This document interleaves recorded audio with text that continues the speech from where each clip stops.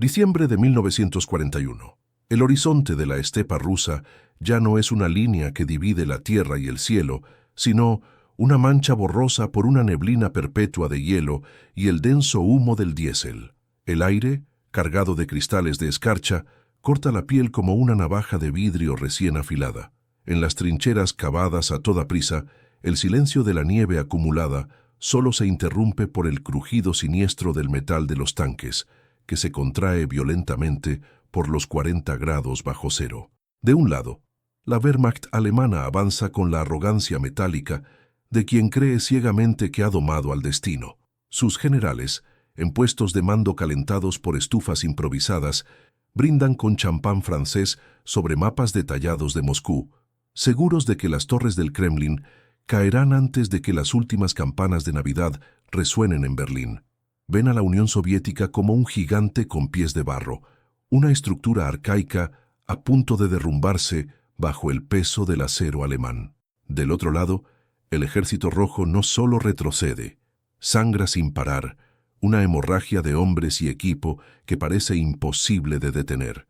Pero más allá de las heridas causadas por la metralla de las granadas y las balas de ametralladora, hay un enemigo más silencioso y devastador que acecha a cada soldado soviético: el hambre. Un hambre visceral que duele más que el frío y que consume la voluntad de luchar de adentro hacia afuera. Es un dolor sordo que hace que los estómagos rujan más fuerte que los cañones y nubla el pensamiento con la bruma de la desesperación.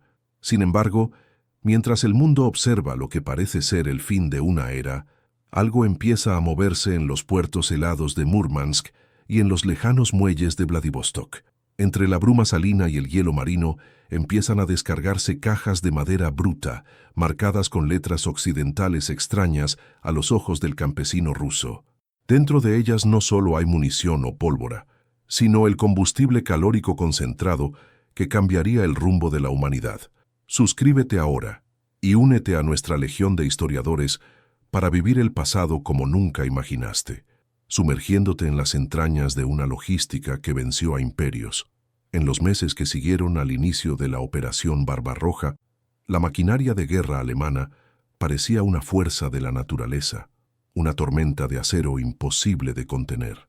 Columnas interminables de tanques Panzer desgarraban el suelo negro de Ucrania y de las llanuras rusas, capturando ciudades enteras en cuestión de días. El mando soviético, paralizado por el impacto y la desorganización, contemplaba impotente el colapso absoluto de sus líneas de suministro. Los almacenes de grano eran incendiados y las rutas ferroviarias quedaban reducidas a restos de hierro retorcido bajo el bombardeo constante de los Stukas. La confianza de los soldados de Hitler era total. Marchaban al ritmo hipnótico y metálico de sus botas claveteadas, alimentados por la logística eficiente de una Europa que ya se había rendido a sus pies. El soldado alemán promedio se veía a sí mismo como un superhombre, un héroe de un nuevo orden que pronto estaría descansando en villas cómodas tras una campaña corta y gloriosa. Sin embargo, el suelo ruso guardaba un secreto milenario, una trampa que ningún mapa de Berlín podría describir con precisión: la transformación de la tierra. En otoño, la legendaria Rasputitsa convirtió las carreteras, que antes facilitaban el avance rápido, en océanos de lodo viscoso y profundo. El barro ruso no era solo tierra mojada, era una sustancia hambrienta, una mezcla de arcilla y agua que se tragaba tanques, camiones y caballos como si fueran juguetes en un pantano primitivo. El optimismo alemán, antes inquebrantable, empezó a resquebrajarse junto con los primeros cristales de hielo que aparecieron a finales de octubre. La logística alemana, que dependía demasiado de los caballos y de ferrocarriles, con vías de distinto ancho al de las soviéticas, comenzó a mostrar grietas fatales. Lo que antes había sido una marcha triunfal, una blitzkrieg relámpago, se convirtió de repente en una lucha desesperada por un trozo de pan mohoso o un poco de grasa de caballo. El frío, que antes era solo un pronóstico meteorológico, se convirtió en una cuchilla invisible que atravesaba los uniformes de verano inadecuados, preparando el escenario para una pesadilla logística que el alto mando en Berlín jamás se permitió prever. Mientras se libraban batallas épicas en los frentes de combate, La verdadera guerra ocurría en los detalles invisibles de la nutrición. El núcleo del conflicto en el frente oriental no estaba solo en la puntería de los fusiles Mosin Nagant o en el blindaje de los tanques T-34, sino en la capacidad casi biológica de mantener a un hombre en pie, funcionando bajo condiciones inhumanas. La Unión Soviética había perdido sus regiones agrícolas más fértiles en los primeros meses de la invasión. El granero de la nación estaba bajo control enemigo. Millones de ciudadanos y soldados se enfrentaban a la posibilidad real de morir de inanición antes siquiera de ver al enemigo. Es en este escenario de catástrofe inminente donde el olor a pólvora y carne quemada empieza a mezclarse, de forma surrealista, con el aroma metálico y grasiento de millones de latas de spam. La carne enlatada estadounidense, enviada a través del programa Lend-Lease, empezó a inundar los frentes de combate soviéticos. Para el soldado común, agotado, cubierto de hollín y al borde de un colapso nervioso, aquella sustancia rosada, salada y rica en grasa era más valiosa que el oro o la munición de reserva. No veían solo comida en esas latas, veían una promesa de supervivencia. Con el humor negro típico de quienes conviven a diario con la muerte, los soldados soviéticos apodaron a la carne enlatada como el segundo frente. Era una broma irónica. Mientras los aliados occidentales tardaban en abrir un frente físico de combate en la Europa ocupada, el segundo frente ya estaba presente en todas las trincheras, alimentando a los hombres que defendían la línea contra el fascismo.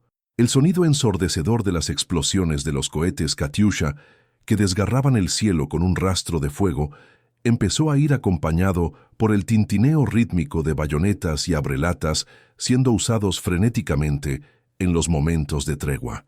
La brutalidad de la guerra era total y no permitía debilidades. Los hombres luchaban cuerpo a cuerpo en sótanos oscuros de fábricas en ruinas, con el peso del equipo aplastando hombros cansados, mientras la nieve alrededor de las ciudades industriales se teñía permanentemente de rojo. La logística soviética, inicialmente hecha pedazos, empezó a reconstruirse en torno a una nueva columna vertebral, el suministro externo. Sin las calorías concentradas que llegaban del otro lado del océano, el Ejército Rojo habría sido una fuerza de fantasmas, hombres incapaces de cargar sus propios fusiles. La tensión psicológica de luchar en un territorio vasto y hostil se amplificaba por el vacío en el estómago, el miedo al francotirador escondido entre los escombros, el terror al ataque nocturno y la incertidumbre del mañana se volvían soportables solo cuando había el calor de una comida, por sencilla que fuera. Imagina la escena, un búnker subterráneo, con el techo vibrando por el impacto de la artillería pesada afuera. El aire es pesado, con olor a sudor, tabaco barato y aceite de armas.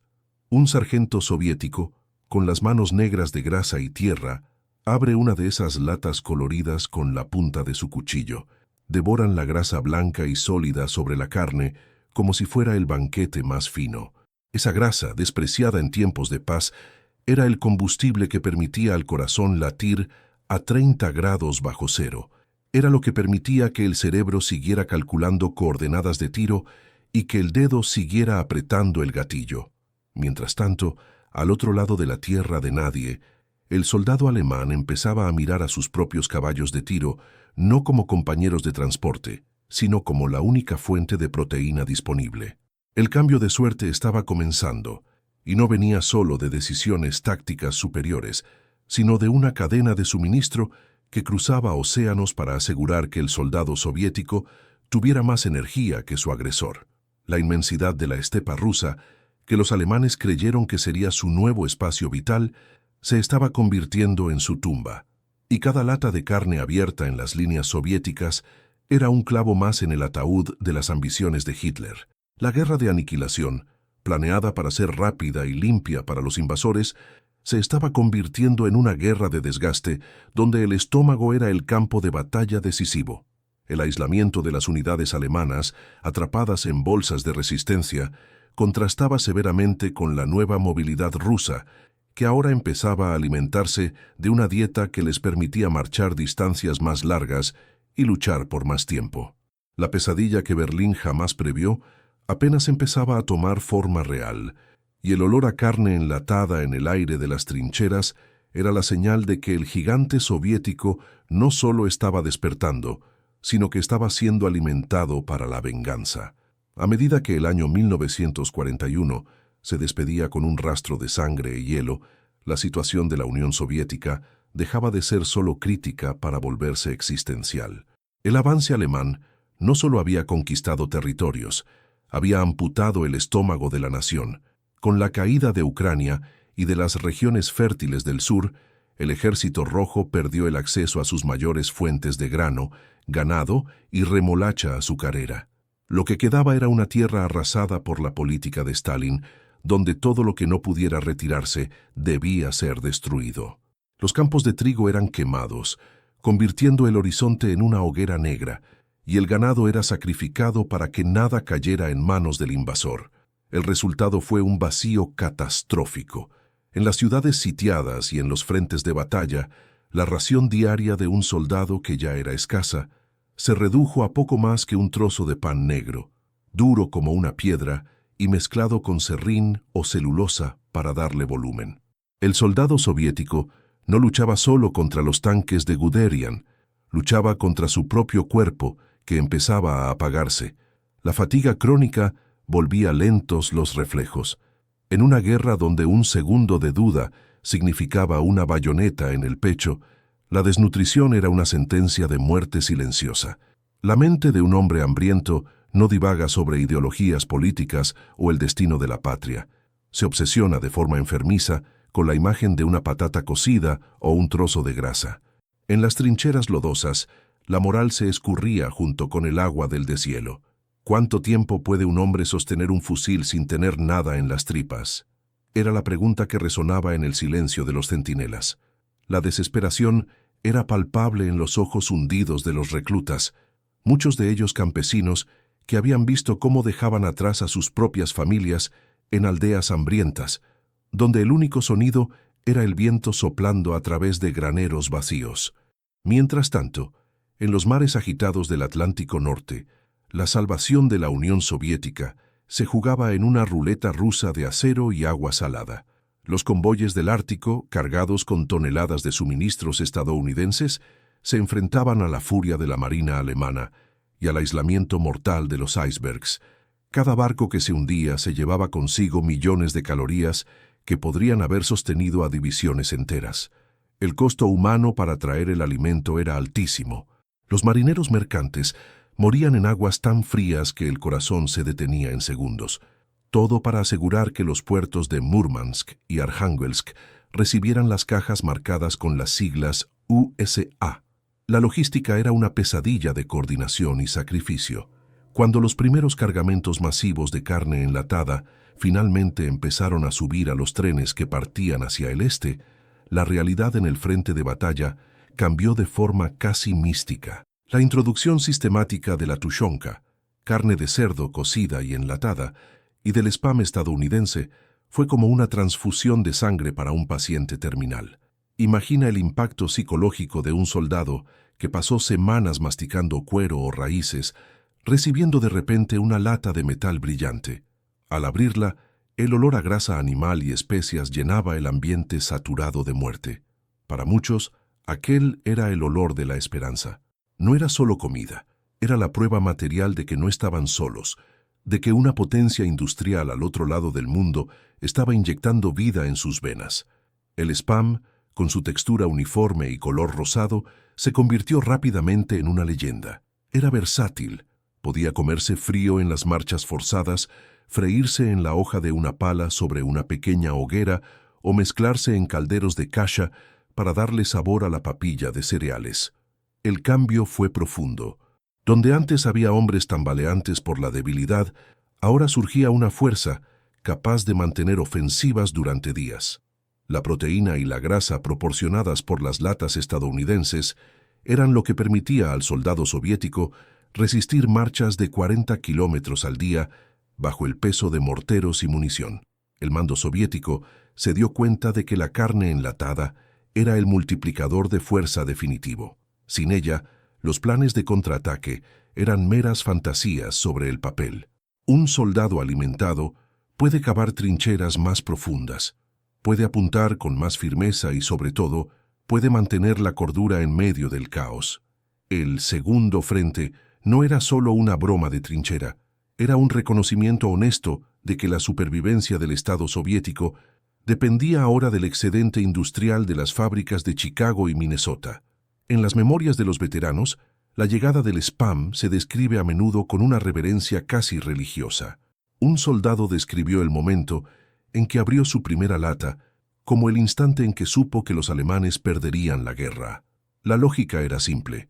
Si el enemigo estaba reducido a comer carne de caballo podrida, mientras el Ejército Rojo recibía carne enlatada de alta calidad del otro lado del globo, la superioridad logística era aplastante. La percepción del tiempo y del esfuerzo cambió. La guerra dejó de ser una retirada desesperada y se convirtió en una preparación metódica para la venganza. La tensión en las líneas de frente ahora se alimentaba de una nueva energía, una agresividad que nacía de estómagos que ya no dolían. Sin embargo, esta transición no estuvo exenta de una ironía sombría. El régimen de Stalin, que siempre había predicado la autosuficiencia y la superioridad del sistema socialista, se veía ahora obligado a ocultar el origen de gran parte del alimento que mantenía a sus ejércitos marchando. La propaganda intentaba nacionalizar el éxito, pero la etiqueta de las latas, incluso traducida, delataba la verdad. Al soldado en el frente, sin embargo, no le importaba la política. Para él, la lata de SPAM era la única cosa real en un mundo de mentiras y destrucción. Era el peso sólido en la palma de la mano, el sabor salado en la lengua y el calor que subía por el pecho tras la comida.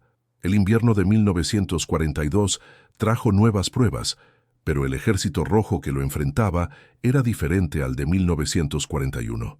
Ahora había una estructura logística que, aunque todavía rústica, se alimentaba de un flujo constante de calorías estadounidenses.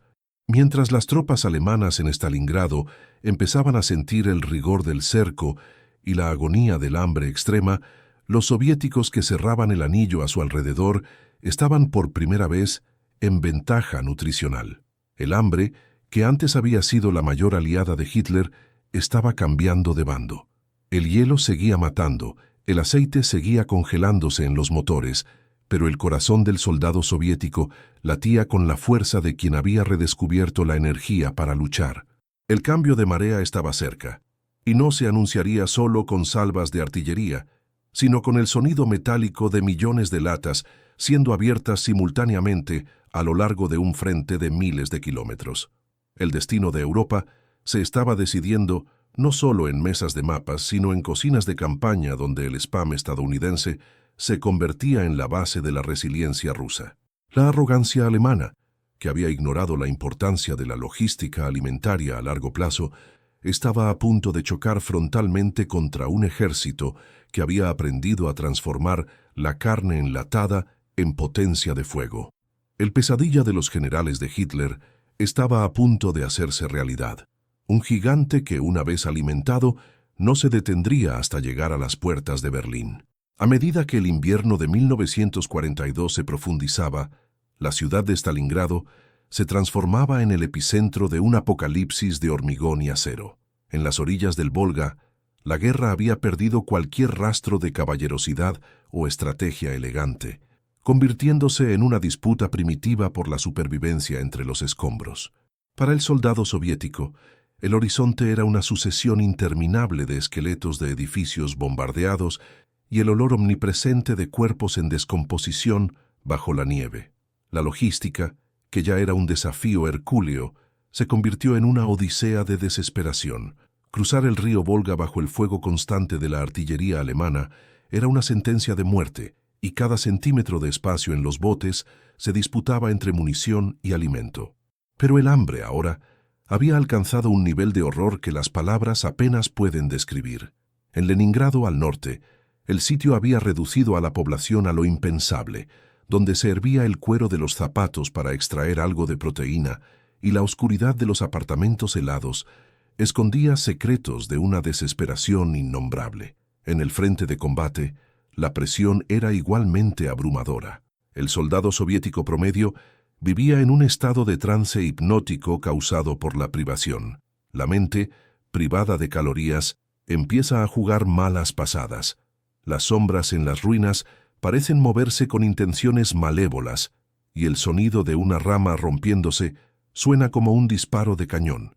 En el silencio gélido de una trinchera, el monólogo interno de un recluta no trata sobre la gloria del Estado o la caída del fascismo, sino sobre el calor que emana de una lata de tushonka. Se pregunta si verá salir el sol solo por tener la oportunidad de sentir el sabor salado de la carne enlatada una vez más.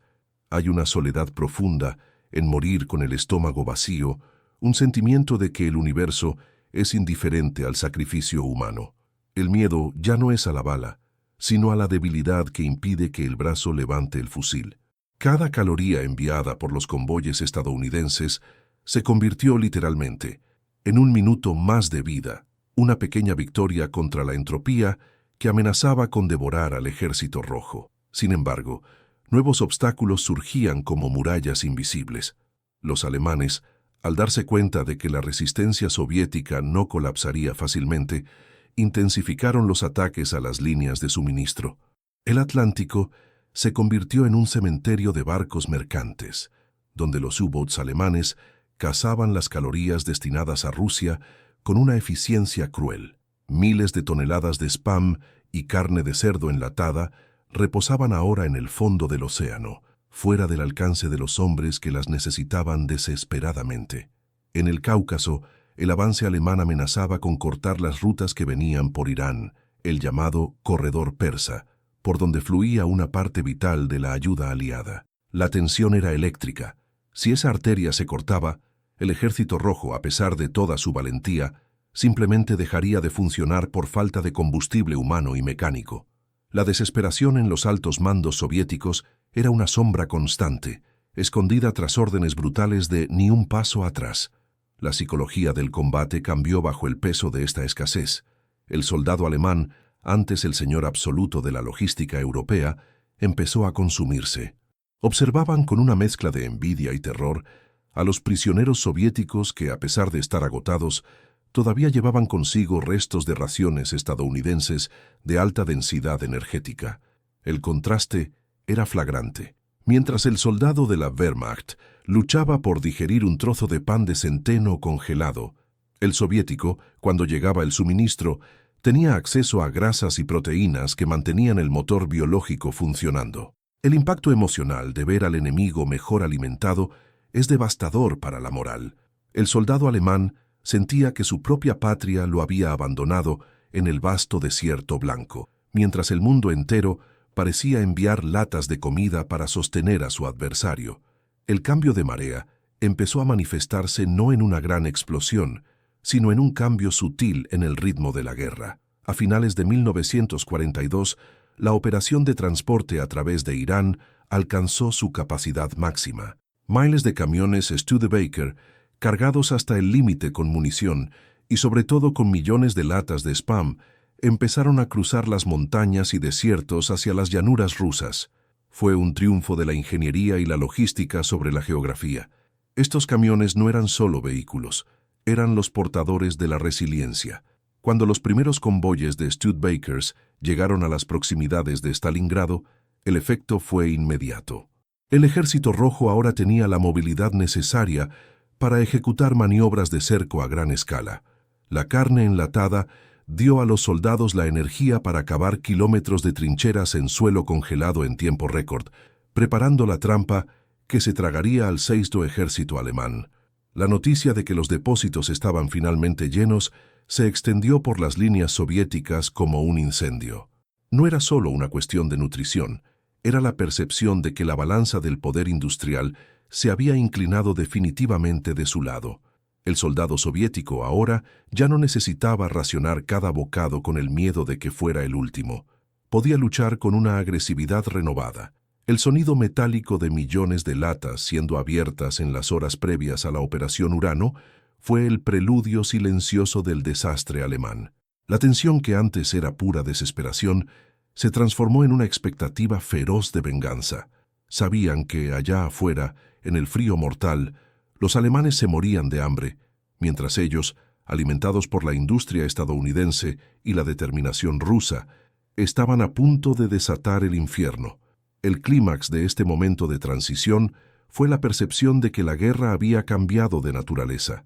Ya no era una serie de batallas aisladas, sino un proceso industrial de aniquilación. La carne enlatada era el aceite que hacía que esa máquina funcionara. Sin el spam, los Studebakers serían solo carcasas de metal inmóviles. Sin la grasa de la tushonka, los soldados serían solo espectros incapaces de sostener una ofensiva. La conexión entre las cocinas de Chicago y las trincheras de Stalingrado se convirtió en el eslabón más fuerte de la cadena que estrangularía al Tercer Reich. El miedo, aunque todavía presente, fue reemplazado por una resolución fría y calórica. El hambre, que durante tanto tiempo fue la arma más eficaz de Hitler, fue capturada y vuelta contra sus propios ejércitos. En las noches heladas de noviembre de 1942, mientras la artillería soviética empezaba a rugir con una intensidad nunca antes vista, el olor a carne calentada en latas sobre pequeñas hogueras se mezclaba con el olor a ozono y pólvora. Para el soldado soviético, aquel era el olor de la victoria inminente. Miraba la lata vacía, tirada en la nieve, y veía en ella un símbolo de superioridad. El gigante soviético no solo estaba en pie, estaba corriendo, impulsado por una logística implacable que había transformado cada gramo de carne enlatada en 1 kilómetro menos en el camino hacia Berlín. La trampa estaba lista, y el mundo estaba a punto de presenciar lo que sucede cuando una nación resiliente es alimentada por el poderío industrial de un aliado inagotable. El pesadilla alemana apenas comenzaba, y tenía el gusto salado y metálico del suministro estadounidense que tanto subestimaron. Mientras la operación Urano se desarrollaba, los soldados soviéticos avanzaban con una rapidez que aturdía al mando alemán. No se detenían a saquear o buscar provisiones locales, porque ya las llevaban consigo. La independencia logística otorgada por las latas de spam permitía que las divisiones blindadas y de infantería motorizada operaran profundamente tras las líneas enemigas, sin depender de líneas de comunicación vulnerables.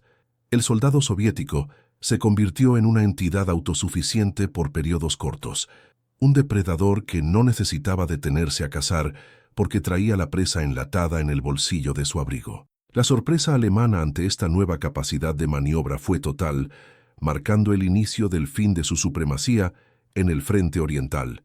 El alimento, el combustible y la voluntad se habían alineado finalmente en una sinfonía de destrucción que resonaría hasta las ruinas del Reichstag. El año 1943 amaneció sobre las llanuras rusas no con la promesa de paz, sino con la certeza de una carnicería aún más industrializada. Tras la victoria cataclísmica en Stalingrado, el Ejército Rojo ya no era la masa desorganizada de campesinos en pánico de 2 años atrás.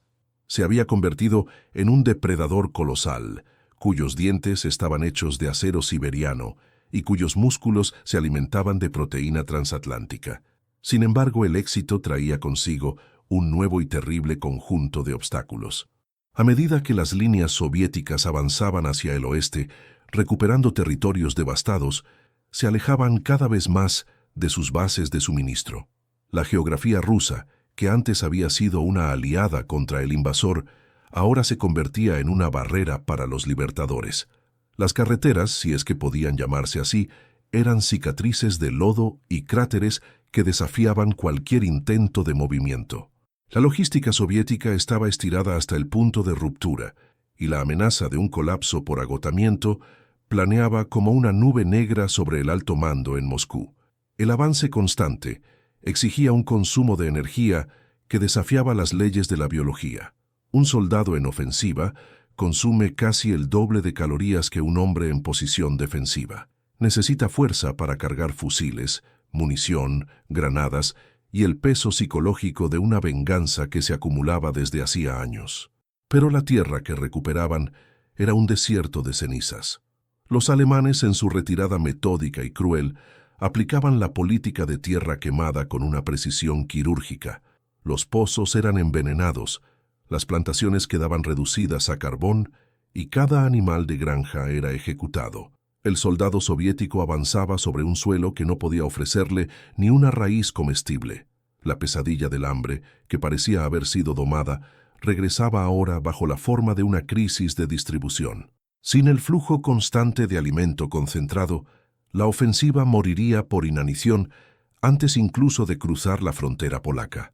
En la mente del soldado soviético, el conflicto se había convertido en una sucesión de momentos sensoriales inconexos. El frío ya no era solo una temperatura, sino un compañero constante que entumecía los dedos y el alma.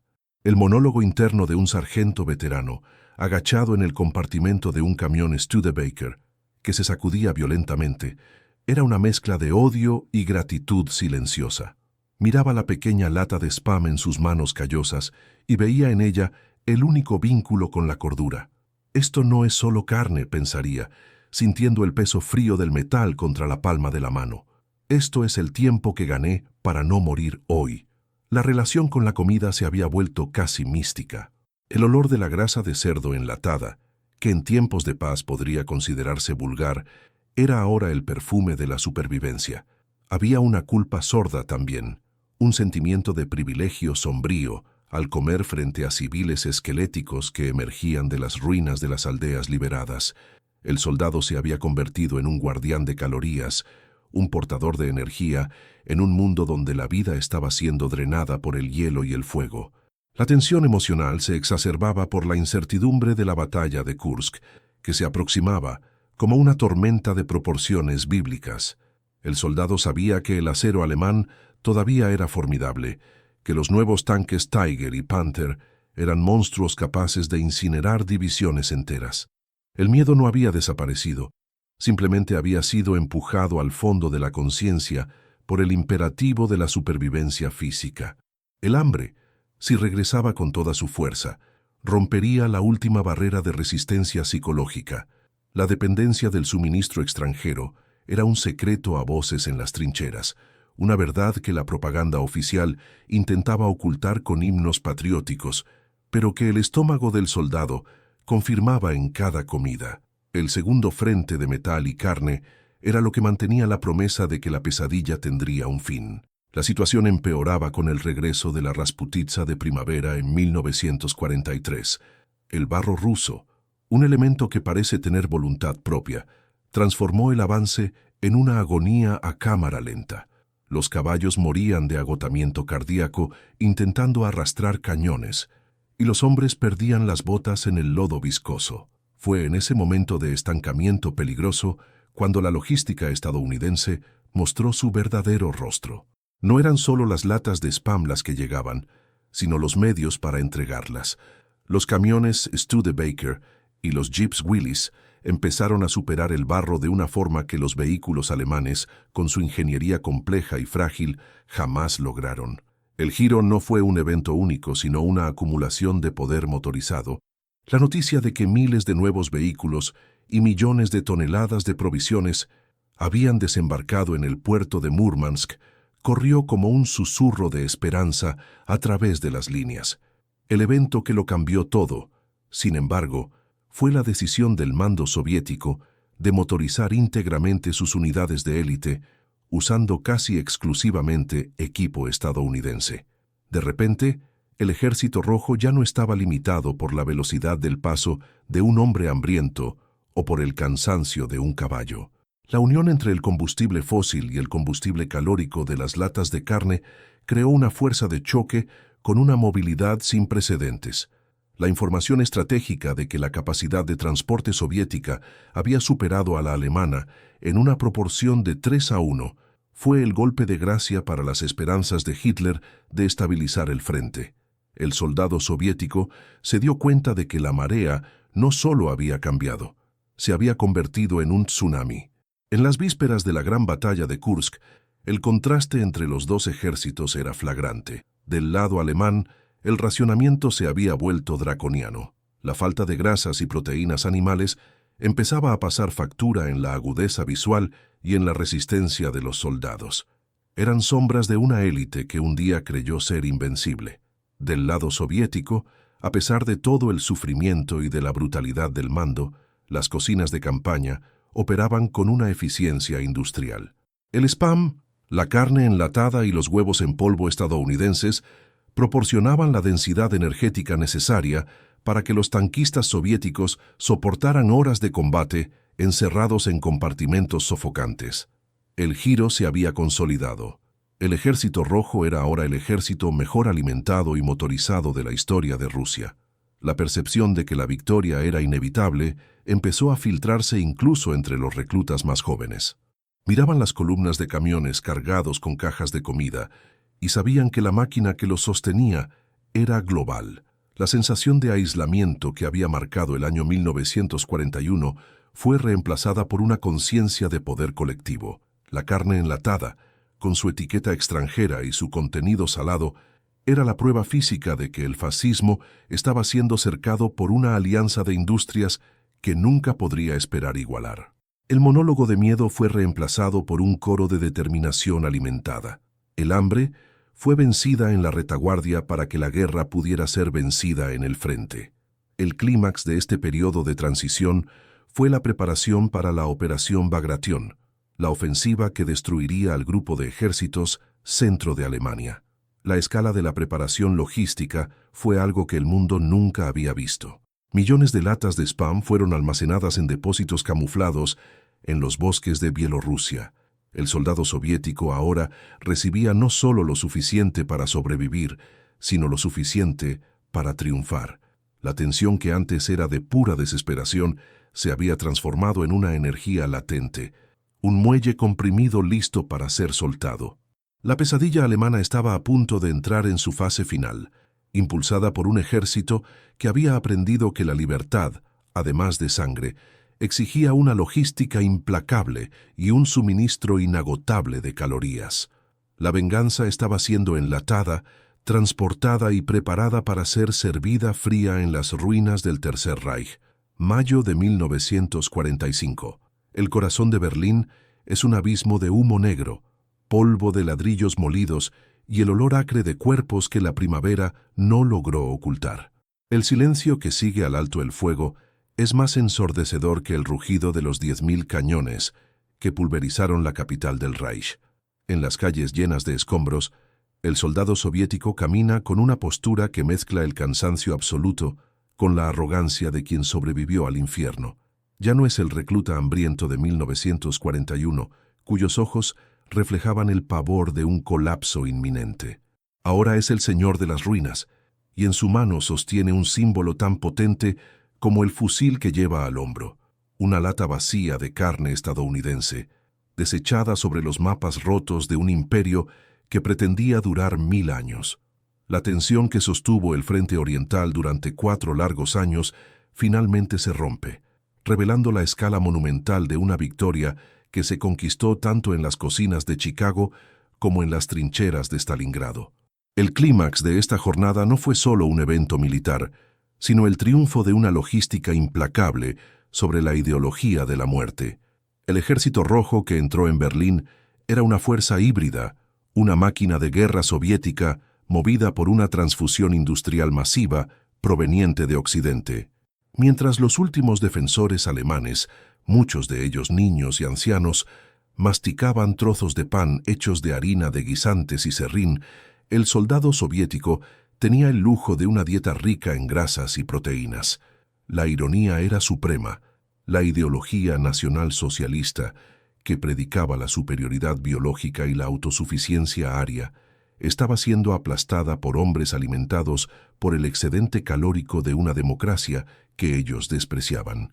El segundo frente ya no era una broma de trinchera, era la realidad visceral de millones de toneladas de carne, leche y huevos en polvo que mantuvieron al gigante soviético en pie cuando estaba a punto de caer de rodillas. El punto de no retorno se alcanzó cuando la movilidad soviética, impulsada por los camiones Studebaker y alimentada por el spam, convirtió cualquier intento de defensa alemana en una futilidad. Las ofensivas finales no fueron solo ataques, fueron ondas de choque continuas que no daban tiempo al enemigo para respirar o reorganizarse. El soldado alemán, demacrado y mentalmente agotado por el hambre crónica, veía el avance soviético como una fuerza sobrenatural.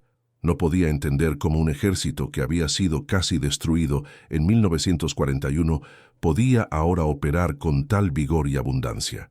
La caída de Berlín fue la conclusión lógica de una guerra donde la capacidad de alimentar al soldado se convirtió en el factor decisivo. En el búnker de Hitler, la desesperación se alimentaba de informes de divisiones que solo existían en el papel, mientras que en las cocinas de campañas soviéticas, la realidad se medía en kilogramos de carne enlatada que garantizaban la fuerza para el último asalto al Reichstag. La rendición final no fue solo un acto político, sino un colapso físico. Cuando los mariscales alemanes firmaron los documentos de capitulación, representaban a un ejército de espectros.